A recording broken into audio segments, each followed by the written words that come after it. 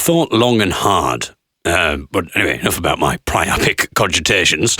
Let's get on with the David Eagle podcast. Sorry, I don't know why I told you that. No, I've thought long and hard about how to tell you this story, but bearing in mind that a lot of people will already know what this podcast is going to entail, or at least part of it, due to the fact that I posted on Tuesday night on social media about the absolute disastrous gig, and then the disastrous events subsequent to the gig. I think it's probably a good idea, maybe just to make sure that we're all up to speed, and maybe start with the social media post. This episode of the David Eagle podcast is me telling the story of an absolutely crazy gig. The social media post is just a brief synopsis of everything. There's so much more to go into, and I've got clips from the gig. I'm going to play you clips from the gig, so strap yourself in. This is going to be quite the podcast. But before we get to that, I'm just going to read you very quickly the social media post that I put on Tuesday night.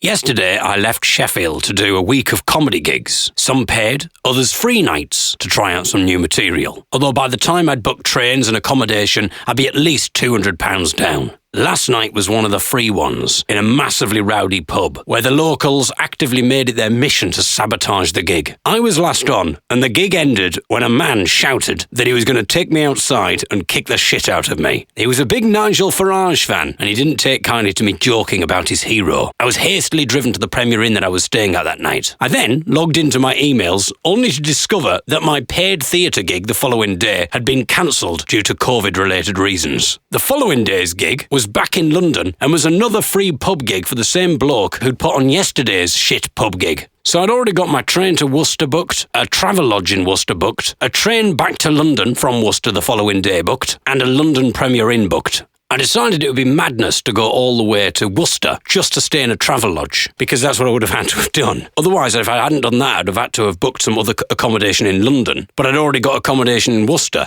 and the train booked to Worcester. So do I just say, oh, sod it, I'll just stay in London and wait around for the shit gig in the pub? It would cost me less to get my train to Worcester, then just stay in the Travelodge in Worcester, and then just go all the way back on Thursday to do the gig at the pub again. So it would have been cheaper to have done that. I would have been going to Worcester essentially to stay in a Travelodge because it would be cheaper for me to do that than it would be to stay in London. And I didn't really want to go back to do one of his pub gigs, bearing in mind the last one someone had threatened to kick the shit out of me. So I decided, well, the gig in Worcester's been cancelled. I don't really want to do the gig in London, so I might as well just cut my losses and just head back to Sheffield, and then just stay at home for a couple of days and then head to Bath, where I'm doing the Bath Comedy Festival on Friday. I thought that would make more sense. So essentially my week-long road trip lasted for a day. So I booked a train back to Sheffield. I managed to get partial refunds on the tickets. It's one of those things where the train is £30 and it says you will be refunded 100% of your ticket. Refund amount £30. Admin charge, £10. So it's not really 100% of my ticket, is it? That's like when my current account tells me how much money I've made from my current account. It says you've made this amount of money in interest, and then it says this does not include your £5 monthly charge. So you go, well, I haven't made that much money, have I?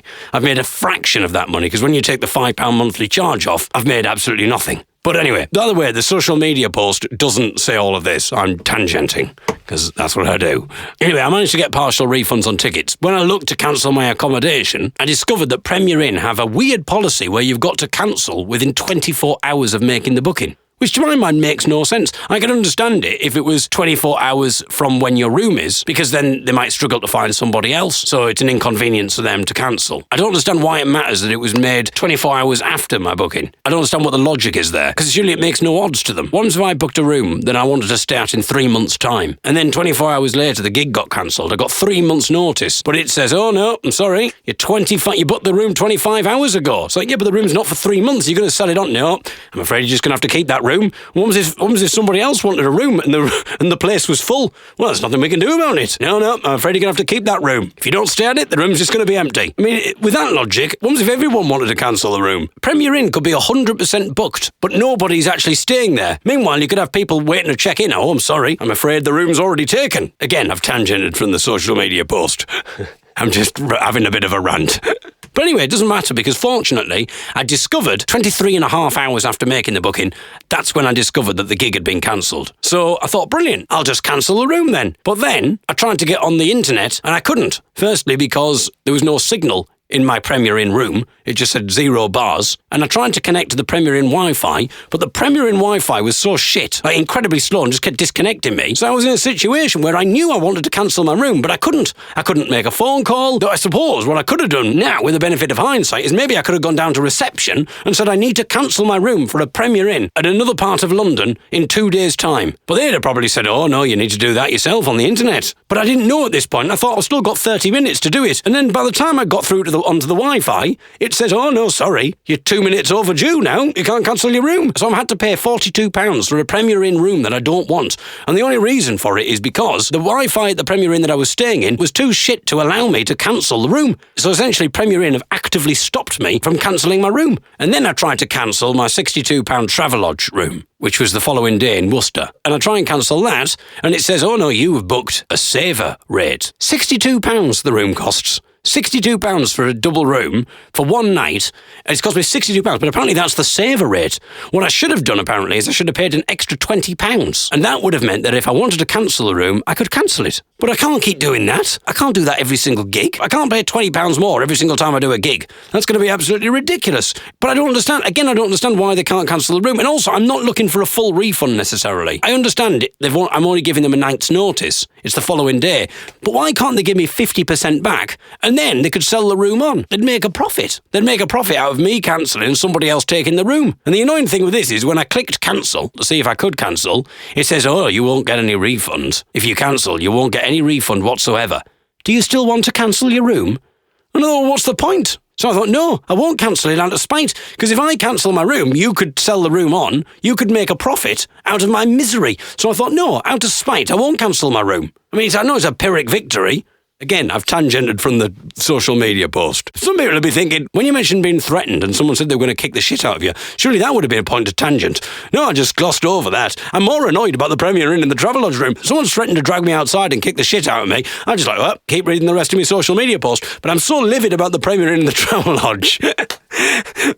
I'm more angry about that than anything else. That's upset me more than someone wanting to kick the shit out of me. What's going to happen on this podcast is I'm going to tell you the story of that gig and I'm going to play you the clips from the gig. So I was in isolation until the 24th, which meant that I'd missed a new material free night in Leicester, which is a reasonably local gig for me, on the 19th. A paid gig in Huddersfield, that's a reasonably local gig as well, and a paid gig at Bath Comedy Festival. So I'd missed those, and then finally I was allowed to go back out. I did a festival. I did Stand and Calling Festival in Hertfordshire. So that was my first gig out on the 24th. And actually I was very lucky to be able to do that gig, because on the 25th, Stand and Calling got flooded and everything was cancelled. But I was meant to be doing a gig on the 25th. So I was meant to go from London to Glossop, near Manchester, to do a gig. And I was on with Rob Rouse and Tom Wrigglesworth. And then just as I was setting off to go to Hertfordshire, I got a message saying the Glossop gig's been cancelled. That was frustrating, so that gig got cancelled. So then someone had put a Facebook post on one of the comedy forums that people put things on to advertise gigs. And it was this person saying, I've started putting on comedy nights. I'm setting up my own comedy promotion company, and I've started putting on comedy nights. And the first one is at a pub in Eltham in London on the 27th of July. And I've also got another one in Orpington in London on the 29th of July. They both were described as comedy clubs. And he said, I'm looking for comedians to do 30-minute sets. And I thought, this is perfect, because that means I've got a gig in Worcester. I mean, for some reason I thought Worcester was a lot closer to London than it actually is. It's the same distance from Sheffield to Worcester as it is from London to Worcester, so it didn't quite make sense. But I thought, well, I'm on the road. I'll do the 27th in London. I'll do Worcester on the 28th. I'll do the 29th in London. And then I'll head straight to Bath on the 30th. And then I've got a gig with Boothby Graffo and Elf Lions on the 31st in Manchester. And then I've got a brilliant gig doing a 50-minute set. And I'm following Hal Cruttenden and Robin Ince. So I thought I really want to be match fit. I've taken a bit of a knock-in with the isolation period, but this will get me match fit, because I'll have 30 minutes in London on the 27th. I'll have 25 minutes in Worcester on the 28th. I'll have another 30 minutes in London on the 29th. I'll have a 25-minute set in Bath on the 30th. I've got 15 minutes in Manchester on the 31st. By the time we get to the 1st of August and I'm on just after Robin Ince, I'll be match fit and I'll be really confident and do a 50-minute set. So I turned up to this gig. It's quite the rough pub. Already there's like the locals are just like swearing at each other and telling telling each other to fuck off for the slightest misdemeanour. There seems to be a bit of an atmosphere, basically, in this pub. I'm thinking there's no way they're going to go for a lot of these jokes. I'm confident. I think I've got my accordion. I can smut it up. I can make it really earthy. I could probably do fine with the gig. But bearing in mind, I'm partly there to do jokes that I think would work for a crowd of Robin Ince fans with his Radio 4 science stuff. And my warm-up to try and get material ready for that is to perform in front of a lot of drunk, loudmouthed, sweary cockneys in a rough pub in Kent. I mean, maybe actually they were just saying where they were. Oh, there's a lot of people shouting Kent. I thought they were shouting something else, but maybe not. Actually, maybe they were just telling me where we were. Maybe they thought he's blind. Maybe he doesn't realise where he is. I thought they were shouting insults at me. Anyway, so what's going to happen now is I'm going to play you clips. And I don't feel too guilty about doing this because you won't be able to really hear any of their material anyway. But I'm going to play you a few clips of the first two acts, bearing in mind that each person is doing 30 minutes. I didn't know the other two comedians. I've never met them before. To be honest, I don't know if they're any good. And the reason I'm saying that is because I never really got to hear much of their material because every single time they opened their mouths, they were just shouted down. And I think in fairness, the locals didn't know there was going to be necessarily comedy happening. And they've probably never been to stand-up before. They've never been to a comedy club. I think the promoter, and it turns out the promoter, he's just some bloke who runs the quiz at the pub. So he runs the quiz on the Monday night. And I think for some reason he fancies himself as a bit of a comedy promoter. Sorry if you're listening to this, my friend, but I think he fancies himself as a comedy promoter. He's like, yeah, I'm going to put on different nights in London, in pubs, but you can't just essentially rock up with a PA system and just thrust comedy on an unsuspecting pub. If you're going to do that, you need to put it in a different room, like a separate room of the pub or something like that, and invite people to come and watch the comedy. You can't just stick a PA and go, right, shut up for the next 30 minutes, because some bloke you've never heard of is going to try out some jokes. And also, he wasn't MCing the night either. He was just introducing the acts on. Normally at a comedy night, the MC would say, if you could turn your phones off and be respectful when the acts are on. If you want to heckle, you can heckle me. I can take it, but try not to heckle the comedians unless they actively encourage it. And let's all have a good night. Don't talk while the acts are on. And that's fine because people are aware of the rules and they've come into a designated area for comedy. But he just rocked up with the PA system and just said, right, everyone, shut up. Right, everyone, we're doing comedy. There's going to be 3 acts doing 30 minutes each. So the locals have come to the pub. They're clearly locals. They all know each other. And now they've just been told that they're going to listen to 90 minutes of comedy. So in some ways I'm sort of defending, even though I absolutely hate the audience. I can't even call them an audience in fairness. I hate them. You can't blame them in a way because, they've just had comedy thrust upon them. So let's get to some clips. So what you're going to hear now is you're going to hear the first comedian. And by the way, this isn't the start of the gig. This is like maybe halfway in or 10 minutes in. And I started recording because he just wasn't getting a word in. Every single time he tried to say anything, people were just shouting over him. People were just having conversations really loudly. People were just making their own jokes up. At one point, someone started doing, this is before I started recording, someone just started doing knock-knock jokes really loudly to his mate.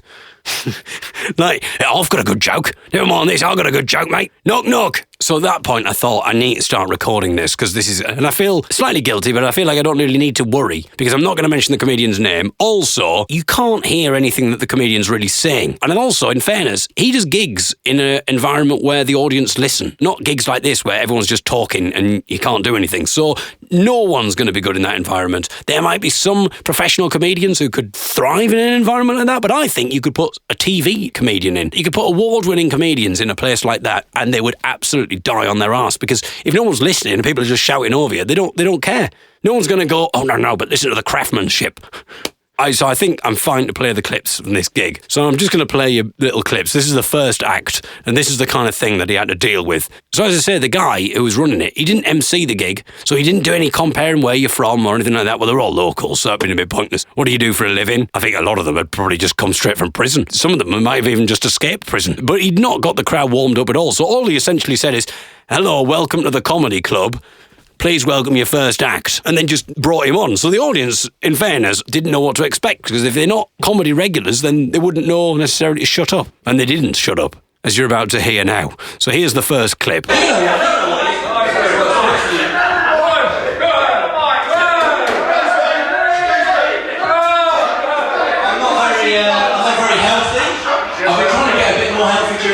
So you can sort of hear the comedian there on the microphone saying, I'm not very healthy. But as you can hear, he's not getting anywhere. No one cares whether he's healthy or not. As I go for more walks, a church the other day, right? They had a sign outside that said, Google doesn't have all the answers. I thought that's pretty funny. I'll go along and see what they have to say. Sunday came along, I couldn't remember where it was. Probably there was somewhere I looked it up. So I go look at this. I'm busy right now. Give up. Well, I've been blasted like I've got that much rage from the last year.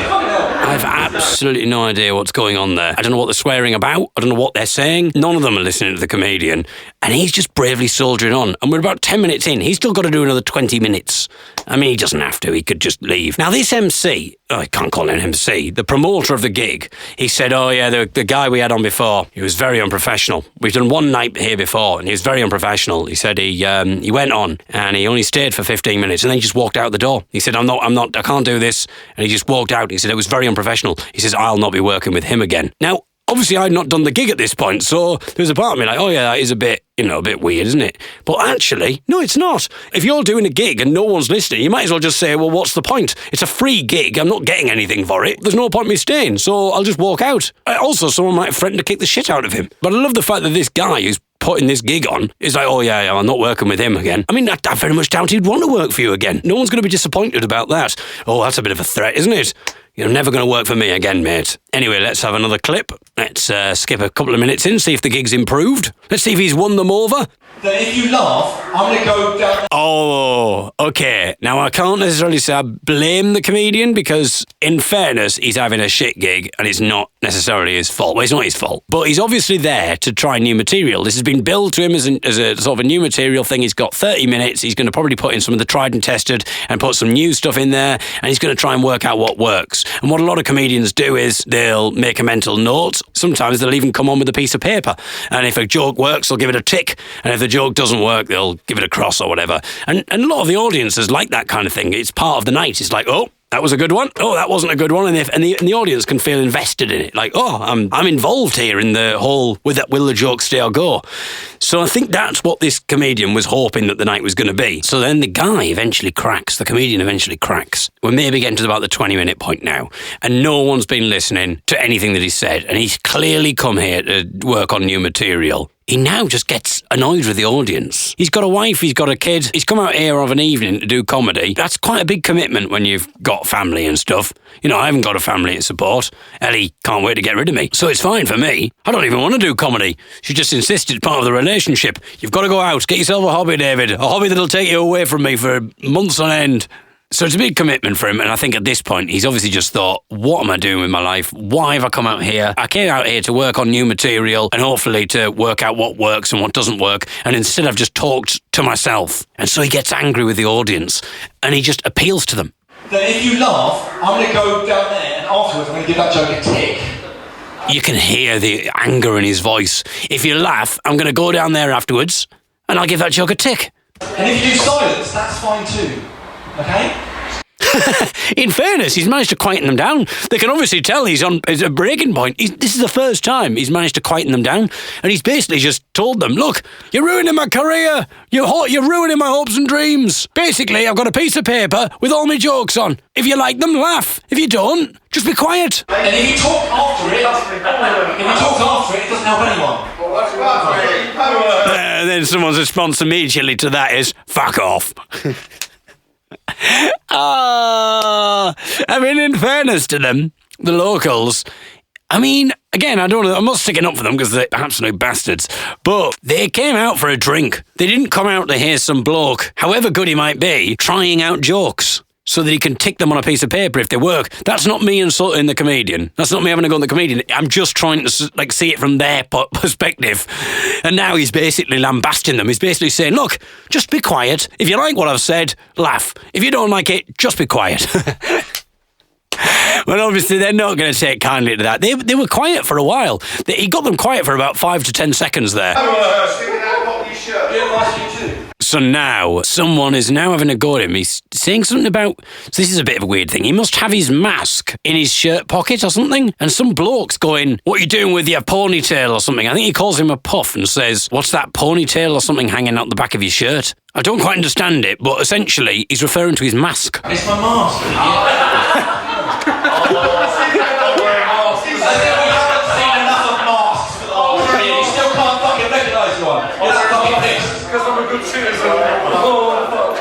And then he's now mocking the comedian for the fact that he wears a mask. He's not wearing a mask on stage, he's just got it coming out of his shirt pocket. He's mistaken for a ponytail, and now he starts mocking the comedian, going, oh, look at me with my mask. Look at me wearing my mask because I'm such a good citizen. Oh. So he's now belittling him because he believes in wearing masks. So this is the kind of people we're dealing with here. Rude, drunk, loudmouthed, sweary people who don't believe in wearing masks. Oh, I'm such a good citizen for wearing a mask. Because I'm a good citizen. Oh, fuck.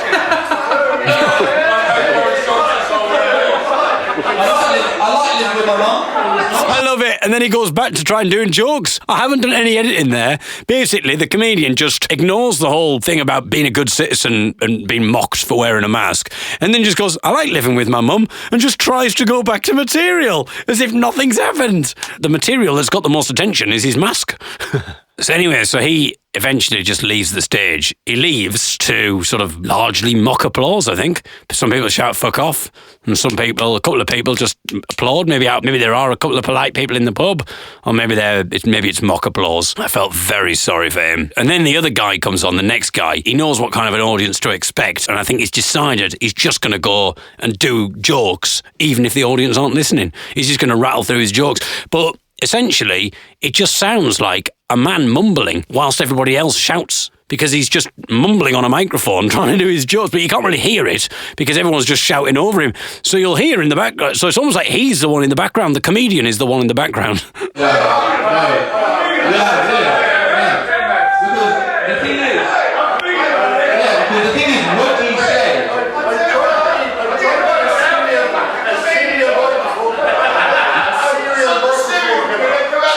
Surreal microphone, bro. Yeah, no, so I'm trying to prove to her, I'm not a serial killer. Here we go. Yeah. Relax, something or whatever. Yeah,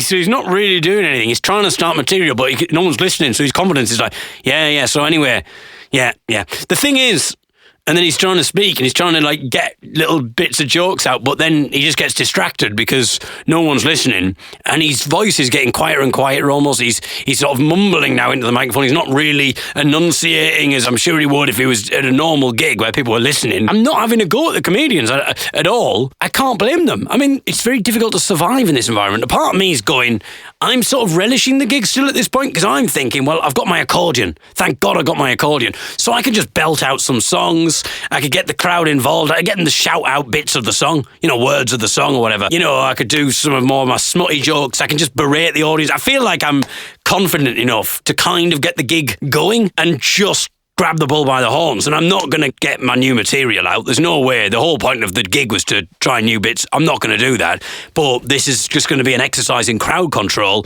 and just shouting and singing. And so I just thought, well, what we could do is I could just do requests. If they could shout out songs, I'll just do that. I'll do whatever. I'll do whatever it takes to make the gig work. I thought it's a bit of a challenge. Someone in the audience hears the guy mention anti-vaxxers or make some joke about people who don't believe in vaccines.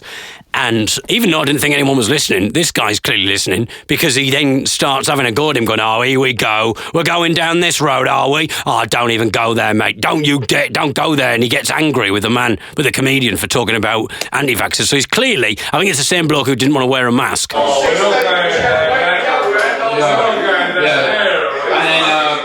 we're not going down that road, are we? We're not going there, are we? So he's not happy with that.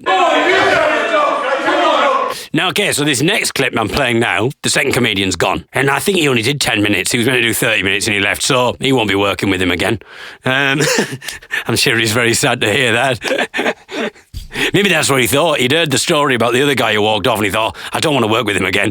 I need to make sure I don't. I'm going off after 10 minutes. So he left, and then the MC comes on. I can't call him an MC. The guy who basically just introduces the act. I think he has a go at the audience at this point, and he says, the night would be a lot better if you'd all listen, and starts having a go at the audience. And I'm sorry to say, I think the night would be a lot better if you weren't running it. But I might be being unfair.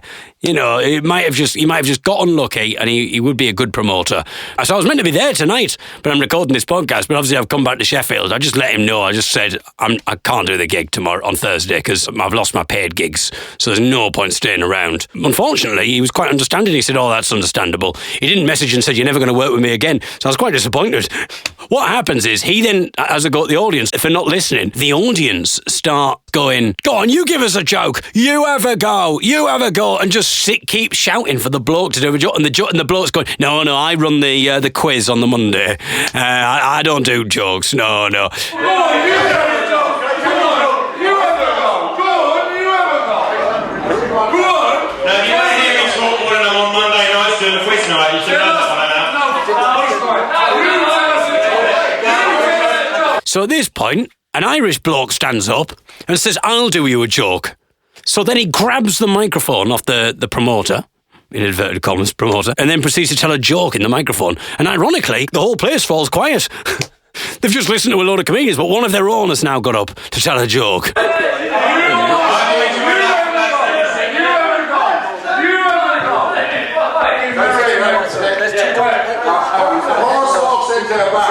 A horse walks into a bar. I think we all know where this is going. And the bartender says, why the long face? There we go. So it's getting to the point where it's my turn to go on. They have a bit of a break. The MC said, I'll give you a little break, get your chance to get a few more drinks. Oh, I'm thinking, bloody hell, we don't need that. So then, just as I'm about to go on stage, a bloke obviously sees that I've got an accordion. And he comes up to me and he says, do you do Irish songs? I say, oh, what do you want to hear? Thinking he's asking me to do an Irish song. And then he says, no, I'm asking because you don't want to be doing that stuff down here. It's not going to go down very well. So he's warning me not to do Irish songs. I don't know why. You don't do any Irish songs, yeah. What do you want? Well, no. Well, they don't go down well with it. Well, all right. Well, no, All right. So he says, you don't do any Irish songs, do you? And I said, what do you want? And he says, no, well, don't. They won't go down very well here. All right, just don't. And then he says, good luck. I'm like, bloody hell. What kind of a pub is this? Why can't I do Irish songs? Anyway, it's my turn to go on. First thing I do is I mention...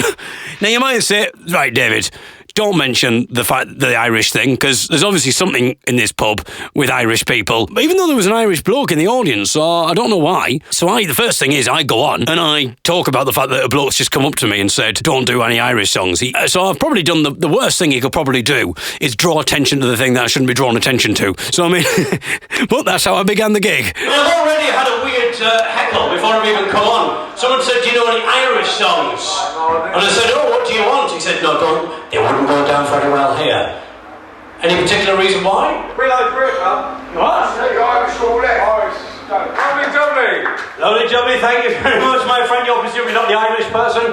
Right. Before we start. And then there's the Irish bloke then just shouts, seriously, fuck off. And I think he might be, I don't know if he's saying it at me, because I've said, you're clearly not the Irish person, to the Cockney who's gone lovely jubbly. I mean, no one answered my question why we can't do Irish. I think they were saying something like, because we're British or something like that. So maybe the Irish guy's shouting about that, or I think he might be having a go at me because I've said to the Cockney, you're clearly not Irish.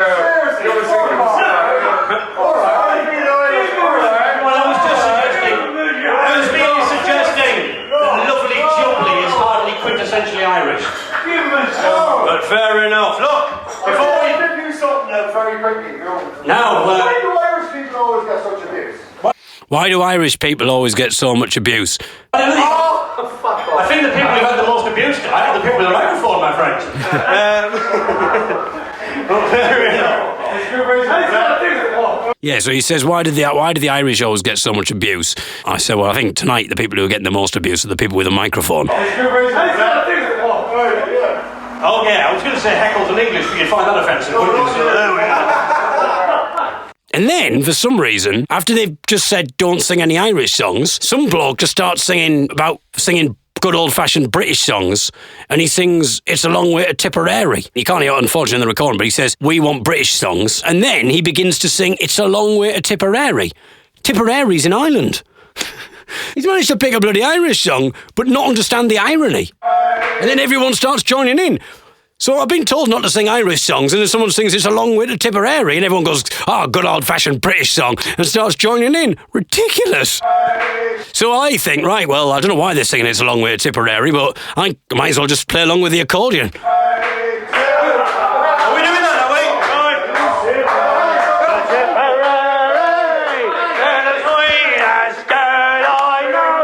It's a great Irish song.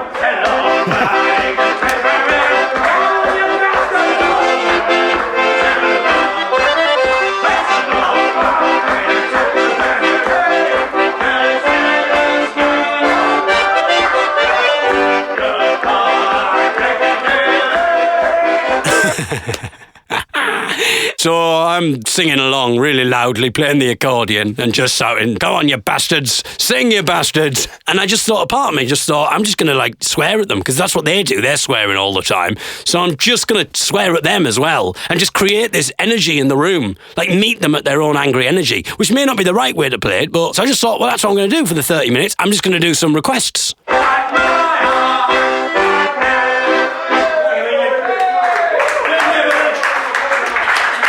I mean, that's the best applause that anyone has got all night. And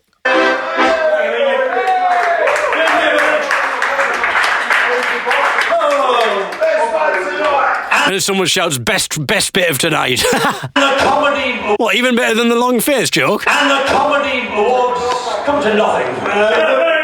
Oh, right. So I don't know what I was going to say, what I was going to talk to you about, but I have no idea. We might as well just do requests for all the good it's going to do tonight. Right, any requests? I've got a request for you. Oh yeah, is it going to be fuck off? Go on. If you sing Far Away. Can I sing Far Away? Very good, my friend. Down the fucking road. Down the fucking road, yeah. I bet you don't like it. So I've asked if anyone's got any requests, and I was quite surprised because I thought, right, I've got them on side. So they'll shout out requests, I'll play them, it's going to be a great night. I actually started looking forward to it. Then I shouted, has anyone got any requests? It's met by silence, and then some bloke goes, oh, I've got a request. Can you play Far Away? Fucking down the fucking road. And then tells me to fuck off. And I was sort of a bit disappointed because I was like, I thought we'd started a bond. I thought I could rescue this gig. Down the fucking road.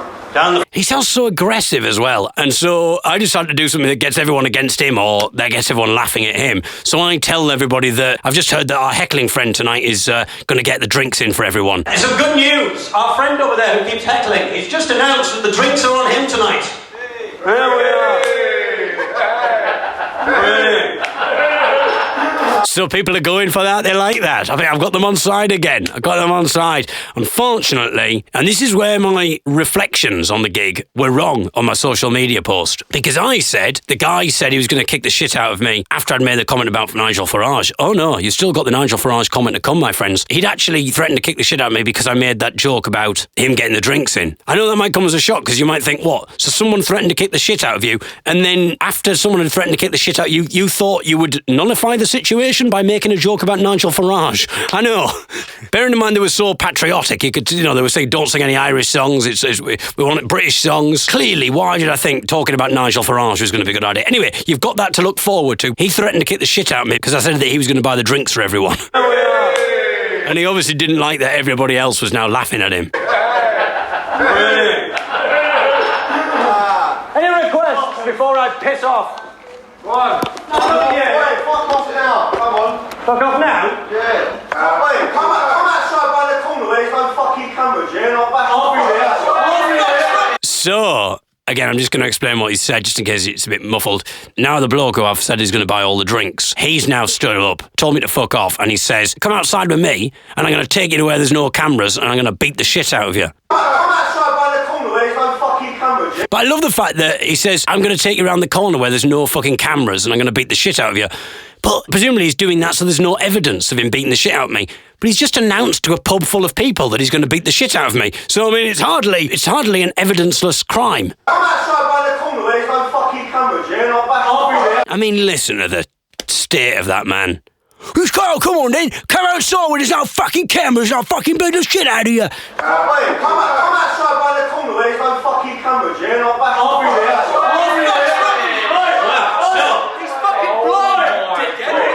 So someone now shouts, he's fucking blind, you dickhead. I mean, what's great about this, if I wasn't blind, that would be acceptable. Yeah, as I point out there, sorry for just repeating what I'm saying, but just in case you can't hear it very well, I say I like the fact that that bloke there has just shouted, "You can't do that, he's blind!" As if, like, if I wasn't blind, it would be perfectly acceptable to drag the comedian out and kick his head in. But fortunately, being blind, I've been saved. What's great about this, if I wasn't blind, that would be acceptable. It's not the fact that you don't mind him kicking the shit out of you, it's just that I happen to be blind and you've got standards. Thanks a lot, guys. That's what I dare tell you. So it feels like the crowd is sort of on my side a little bit. And the thing is, as well, someone has just threatened to kick the shit out of me, but because I've got if someone had done that in real life, or not real life, that just shows how weird being a comedian is. If someone had done that and I didn't have a microphone, I'd probably back away and be like, this is someone to avoid. Because I've got a microphone and I'm meant to be on stage. Well, it's not really a stage, just standing by the bar, shouting into him. But because I'm in that situation where I've got a microphone, I just stand up to him. I don't even feel that nervous about the whole situation. I mean, that's what I dare tell you, I'm not actually blind, I'm just doing it so I don't get my head kicked in. Thank you very much. I tell you what, I've never been booed off stage before. Why don't you bastards just boo me off stage and then I've ticked that off my bucket list. Thank you very much, good morning. So the beeping you can hear is my timer going off. Now, I set my timer for 15 minutes, thinking, well, by that point, I'll know I'm halfway through. Bearing in mind my alarm's going off for 15 minutes, I'm meant to do 30, and now I'm suggesting I'm going to leave the stage. Just boo me off. I'm meant to be doing another 15 minutes on top of this, but what they basically are now shouting over the top of my phone beeping. I mean, some people in the pub might think it's my assault alarm. I've called the bodyguards. What you can hear is you can hear them shouting, "No, one more song." So some people seemingly now want me to stay. It's very odd. One more song. All right. We'll do one more song. All right. I don't think this one's going to go down very well, but what the fuck? Okay, this is the Nigel Farage bit. I'm going to sing a song about a French person who is particularly angry. He's been inspired by Lawrence Fox, Nigel Farage and their ilk, who are constantly saying... You're in the wrong place there for slandering them, right? You're in the wrong place there for slandering them. I'm in the wrong place for slandering them, am I? We're all normal working class people here. You can be working class, man, but you don't have to support Fox and Farage. We're all normal working class people here. Working class people here. You can be working class, man, but you don't have to support Fox and Farage. But don't pretend you don't understand what they're about. Like, don't pretend you're better than them. Don't pretend you're better than them. I'm not pretending. I don't know what he's talking about.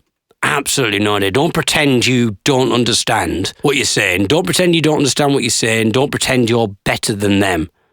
Don't pretend you're better than them. Don't pretend you're better than them. I'm not pretending. I'm better than them. Deal with the situation I've just given you. Deal with it. Don't pretend you're better than them. I love that. What's wrong with Nigel? Deal with the situation I've just given you. Deal with it. Don't pretend you're better than them. Oi, what's wrong with Nigel? What's wrong with And then a lot of other people start shouting, yeah, what's wrong with Nigel? I know what's going to happen now. Suddenly... Deal with the situation. Here we go. Suddenly, I'm allowed to get my head kicked in now. There we go for it. Go. So now he's telling me to sing the song. He's going, I've told you the situation. Now go on, go for it. You sing the song, see what happens. So he's essentially now insisting that I sing the song. You're not gonna... And now people are shouting, shut up. And I think they're shouting, shut up at me, not at him. So I'm trying to talk, and people are just going, shut up! Shut up! There we go for it. Go. I mean, these are probably the kind of people who say about free speech, bang on about, you can't say anything these days, all that nonsense. And now I've mentioned Nigel Farage, and they're all just shouting, shut up! Shut up! You can't sing that here. You can't talk about Nigel Farage here. Don't slander him. Don't sing Irish songs. Sing good old-fashioned British songs like A Long Way to Tipperary. You're not going to like it, so what's the point?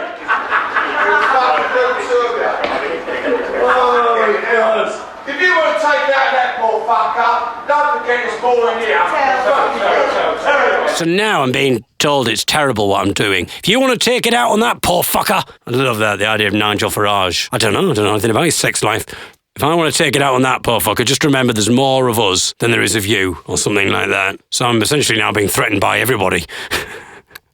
Alright, that's not what we're asking. No, I know. That's not what we're asking. Shut up. I don't know what is going on. I would love to know what's going on. Could someone put this in writing maybe in the morning?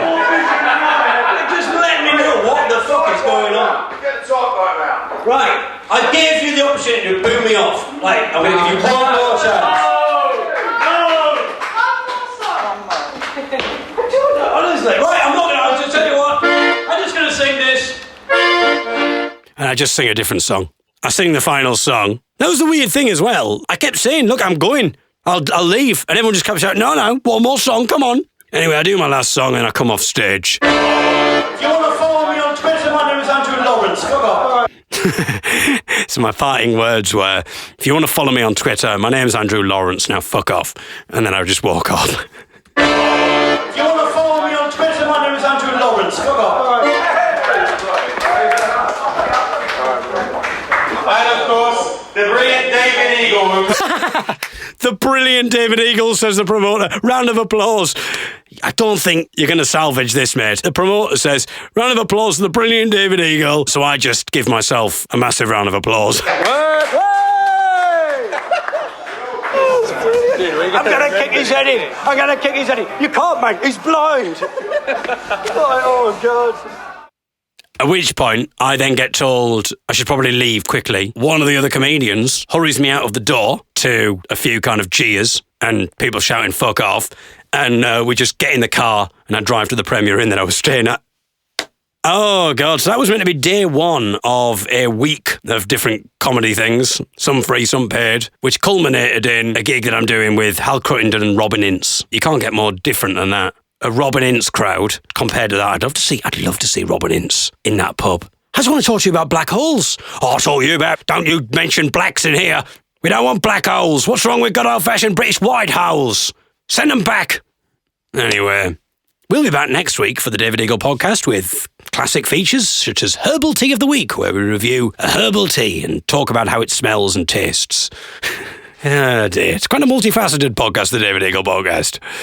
I'd only just that day got delivery of some business cards because I thought I do all these gigs and I never hand out cards or anything like that. And so, it'd be quite good to do that because then people might want to follow me on social media, but they might forget to do that or whatever. So if they've got a card, that might help. So this is my first gig where I've had the business cards. Bearing in mind, at least one person wanted to kick the shit out of me. I don't think I was going to be handing out business cards that day. Anyway, I'll be back next week with Ellie. Thank you very much for listening. Goodbye.